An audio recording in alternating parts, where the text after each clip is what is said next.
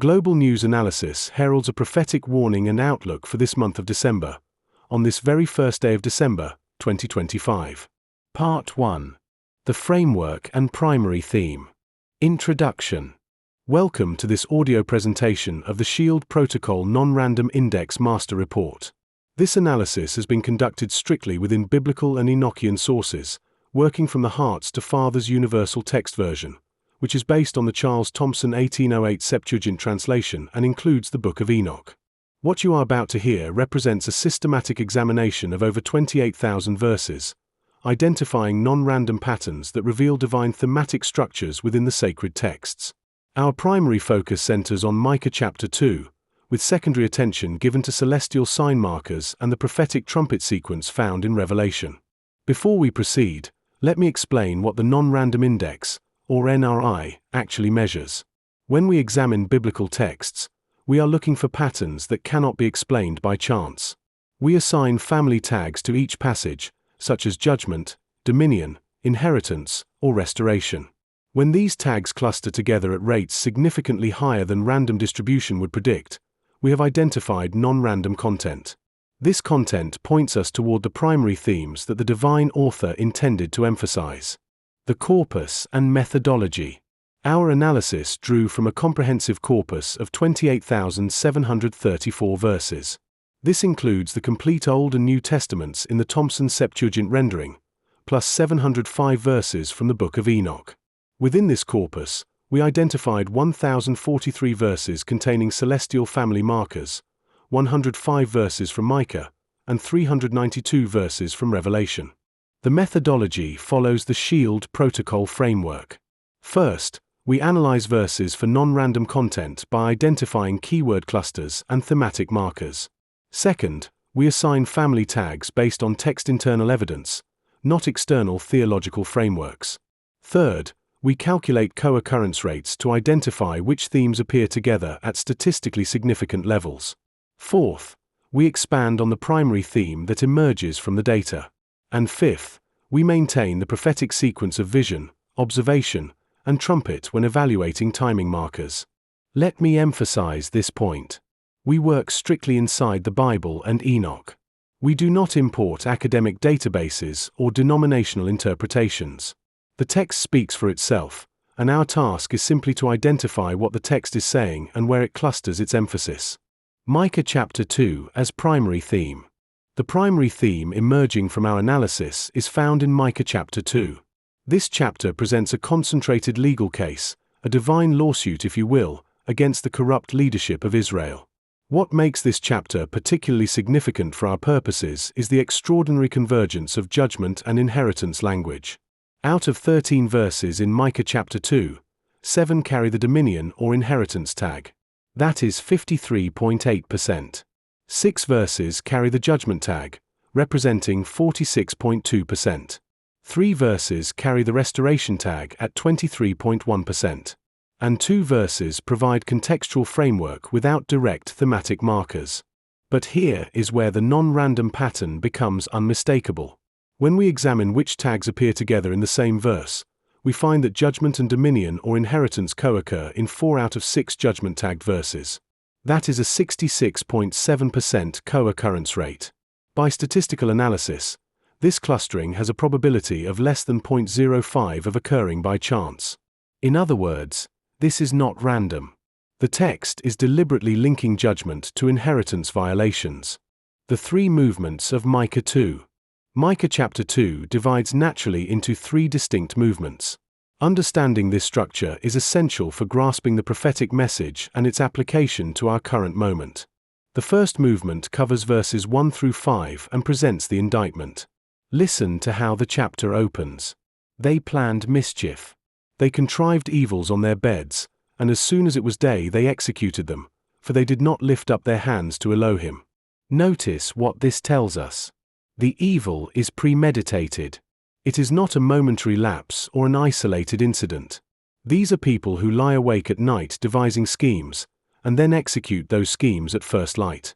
The phrase that they did not lift up their hands to Elohim indicates a complete rejection of divine authority. They have the power to act, and they use that power without any reference to the covenant. Verse 2 specifies the nature of the crime. They coveted fields and plundered orphans and tyrannized over houses. They plundered a man and his household, a man and his inheritance. Notice the doubling. They plundered a man and his household, a man and his inheritance. This repetition is the Hebrew way of emphasizing the central issue. The crime at the heart of the indictment is the theft of inheritance. In the covenant structure established through Moses, the inheritance, the land portion assigned to each family, was not merely property. It was identity. It was the family's share in the promises made to Abraham, Isaac, and Jacob. To steal a man's inheritance was not just theft. It was an assault on his covenant standing, his identity, and his children's future. Verse 3 delivers the sentence. Therefore thus says YHWH, Behold, against this tribe I am planning evils, from which you shall not withdraw your necks, nor walk erect suddenly. Because it is an evil time. The justice is perfectly symmetrical. They planned evils. Now YHWH plans evils against them. They devised schemes in the night. Now he devises their recompense. The phrase from which you shall not withdraw your necks evokes the image of a yoke. They yoked others with oppression. Now they themselves will be yoked and unable to escape. The confrontation. The second movement, covering verses 6 through 11, records the confrontation between the prophet and those who reject his message. The false prophets and corrupt leaders do not receive Micah's words passively. They push back. Verse 7 records their objection. The house of Israel has provoked to wrath the spirit of YHWH. Are not these his purposes? Are not his words good with him? Have these walked in a straight course? In essence, they are saying that YHWH would never judge his own people so harshly. They appeal to the covenant promises as if those promises were unconditional and automatic, ignoring the covenant requirements that accompanied them. Verse 8 responds with a sharp rebuke. Indeed, this people of mine have openly risen up for enmity. In direct opposition to his peace, they have even stripped off his skin, that the extreme horror of war might destroy hope. The language is visceral. They have stripped off his skin. The violence is not hidden or subtle. It is open, brazen, and brutal. They act in direct opposition to YHWH's peace, that is, his covenant order of shalom.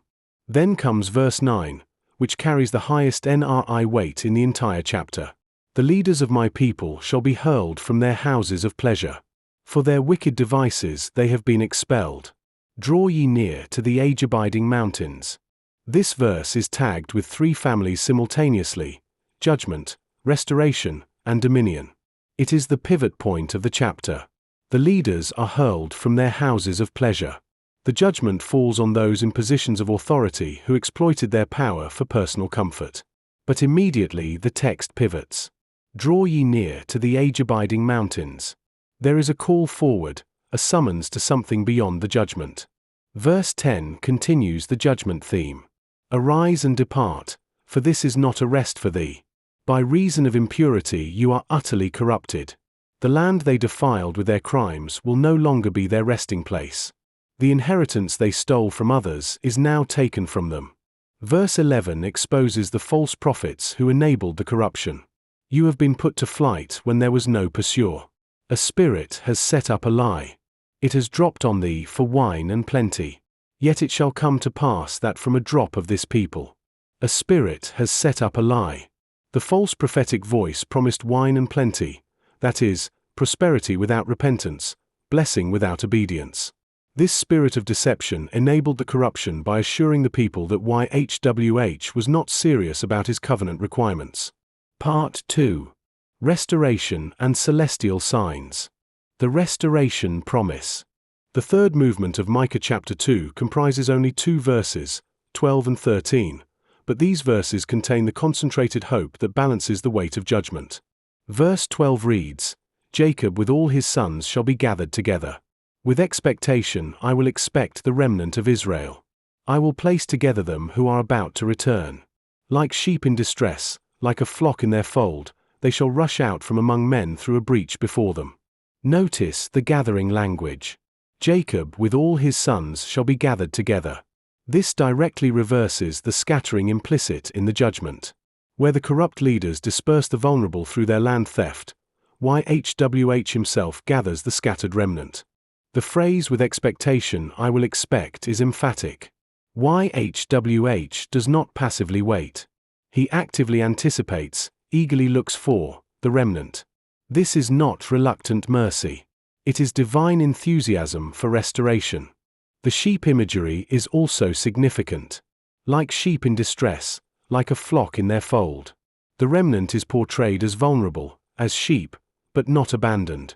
They are in their fold, under the shepherd's care even in their distress. Then verse 13 brings the climax.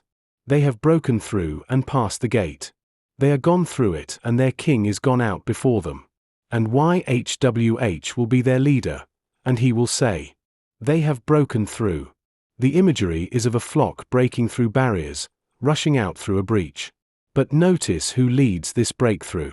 Their king is gone out before them. And then the stunning identification.